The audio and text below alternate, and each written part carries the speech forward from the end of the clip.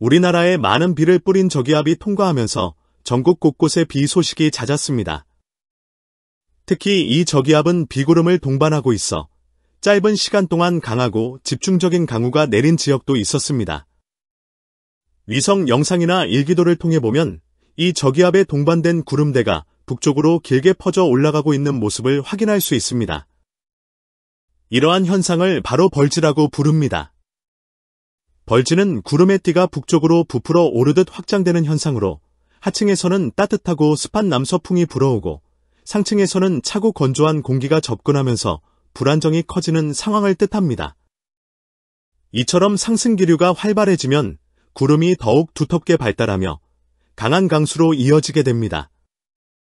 이러한 기상현상 속에서 발달한 저기압은 점차 동쪽으로 이동하며 우리나라를 벗어나고 있습니다. 그러나 그 뒤를 따라 일본 남쪽 해상에는 여전히 짙은 구름이 길게띠 모양으로 형성되어 있습니다. 이 구름의 띠가 바로 장마전선입니다. 장마전선은 북쪽의 찬 공기와 남쪽의 따뜻한 공기가 충돌하며 오랜 기간 머무는 정체전선으로 이곳을 중심으로 많은 비구름이 형성됩니다. 일본 남쪽 지역에는 현재 이 장마전선이 동서로 길게 걸쳐 있으며 점점 북상하고 있는 모습입니다. 5월 16일 금요일, 우리나라는 전국적으로 많은 비가 내렸습니다. 특히 제주도 산지에서는 폭우가 쏟아졌는데요. 이날 하루 동안 제주도 서귀포 산간 지역, 백록담 부근에는 무려 163.5mm의 비가 내렸습니다. 이 정도 강우량은 마치 양동이로 퍼붓는 듯한 강한 비로 단시간에 하천 수위가 급격히 올라가거나 도로가 물에 잠기는 피해가 발생할 수 있는 수준입니다. 봄철로는 매우 이례적인 폭우라 할 수 있겠습니다.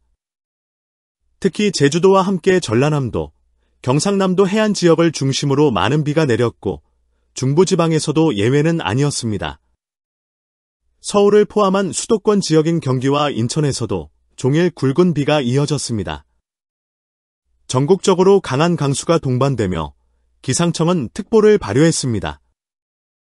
경보와 주의보가 발령된 지역이 많았으며 특히 해안가와 산간 지역에서는 더욱 철저한 대비가 요구됐습니다. 5월 17일 토요일 오전 6시 현재 기상 상황을 보면 저기압 중심은 일본으로 빠져나간 상태입니다. 하지만 남동 해상에는 여전히 풍랑주의보가 내려져 있어 해상 활동에 주의가 필요합니다.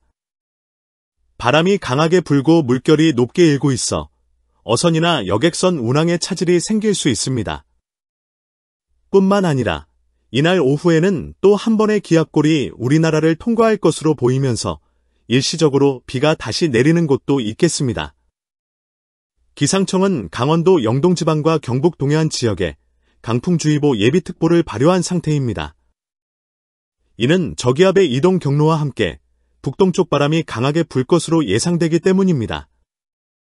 특히 동해안은 지형적인 영향으로 바람이 더욱 세게 불 수 있으니 야외 활동이나 시설물 관리에 각별한 주의가 필요합니다.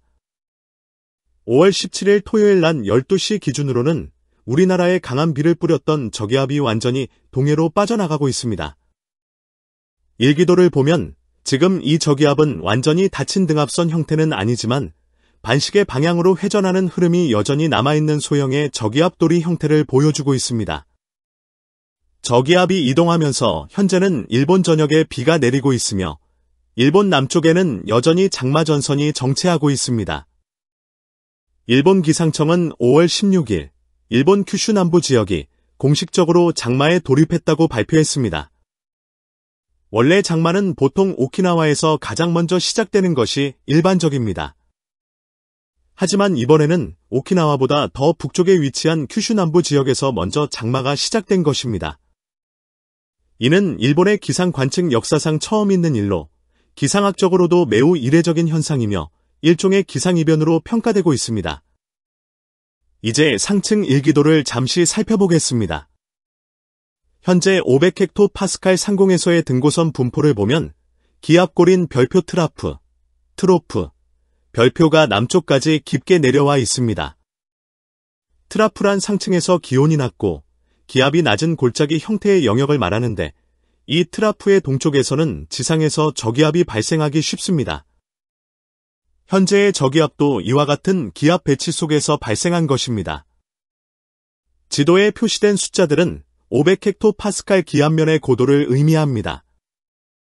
예컨대 5850m는 그 고도에서 해당 기압이 형성된다는 뜻입니다. 보통 5880m 선은 태평양 고기압의 세력 범위를 나타냅니다. 현재 태평양 고기압은 점차 북쪽으로 세력을 넓히고 있으며 이 고기압의 확장과 함께 장마전선도 북상하게 됩니다. 보통 장마전선은 5820m 선에 대응하는데 지금 이 선은 일본 큐슈 남부에 위치해 있습니다. 따라서 현재 그 지역에 장마전선이 걸쳐 있는 것이며 일본 기상청은 이에 따라 큐슈 남부의 장마 시작을 선언한 것입니다. 반면 오키나와는 지금 태평양 고기압의 세력권에 들어있으며 아직 장마가 시작되지 않았습니다. 하지만 장마전선은 고정된 것이 아니라 남북으로 진동하며 오르내리기 때문에 조만간 오키나와 지역도 장마의 영향권에 들어갈 것으로 보입니다. 결론적으로 이번 주 후반부터 주말까지는 동아시아 전역에서 기상 변화가 매우 활발한 모습을 보이고 있습니다. 우리나라를 강타한 저기압은 일본으로 넘어가며 그 영향을 이어가고 있으며 일본 남부에서는 예년보다 빠르게 장마가 시작된 만큼 향후 북상 속도와 장마전선의 움직임에 더욱 주의가 필요합니다. 장마전선이 남쪽으로 내려가면 곧 오키나와도 장마가 발표될 것으로 생각됩니다. 장마는 계절이 변화할 때 나타납니다. 장마는 동아시아의 우기에 해당합니다.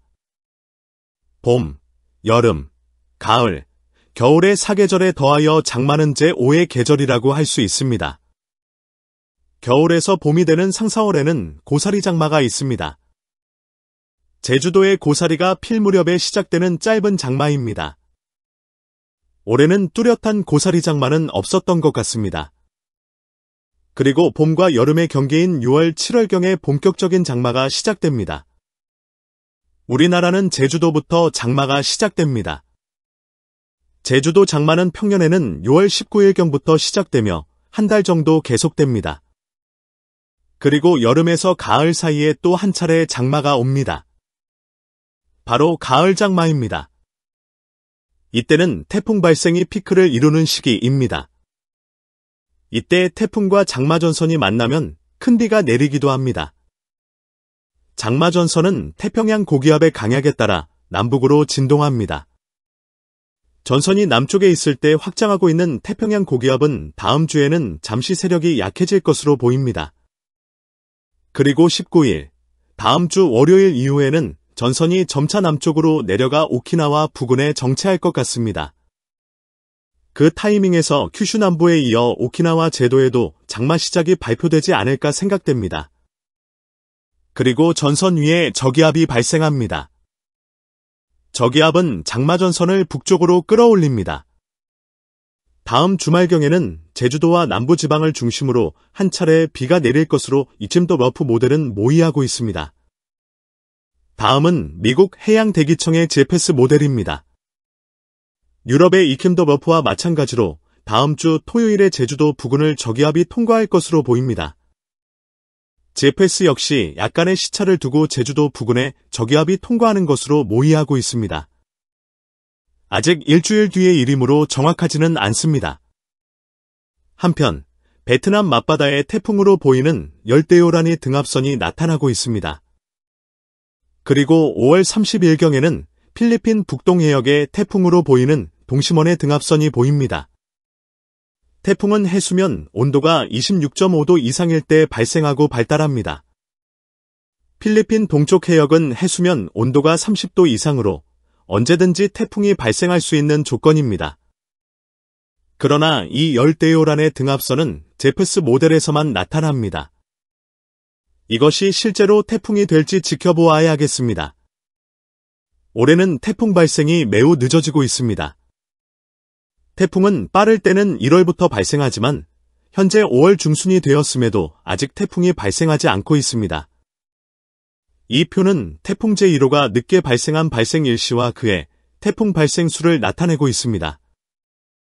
태풍이 가장 늦게 발생했던 해는 1998년으로 7월 9일에야 태풍 제1호가 발생했습니다. 당시에는 연간 16개의 태풍이 발생했습니다. 그러나 그 외에는 태풍이 늦게 발생해도 대략 25개 내외의 태풍이 발생하고 있습니다. 오늘이 5월 17일이기 때문에 이미 역대 랭킹 8위를 넘어선 상황입니다. 작년 2024년에도 태풍이 매우 늦게 발생하여 5월 25일에야 태풍 제1호가 발생했습니다. 하지만 결국 1년 동안 총 26개의 태풍이 발생했습니다.